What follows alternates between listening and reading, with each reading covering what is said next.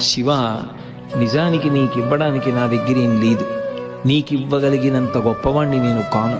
ఎందుచేత అంటావేమో, గిరిస్తి కరస్తి హేమాద్రియో, నీ చేతిలో బంగారు పర్వతం, మేరు పర్వతం ఉంది. మేరు పర్వతం బంగారంతో చేయబడినటువంటి పర్వతం. అటువంటి బంగారు పర్వతాన్ని నువ్వు ధనస్సుగా చేసుకుని త్రిపురాసుర సంహారం చేశావు. బంగారు పర్వతాన్ని చేత్తో పట్టుకున్నవాడివి నువ్వు.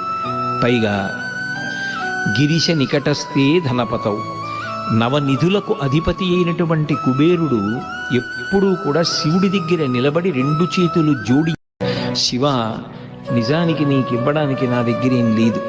నీకివ్వగలిగినంత గొప్పవాణ్ణి నేను కాను.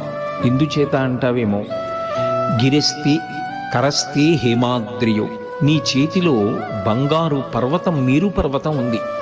మేరు పర్వతం బంగారంతో చేయబడినటువంటి పర్వతం.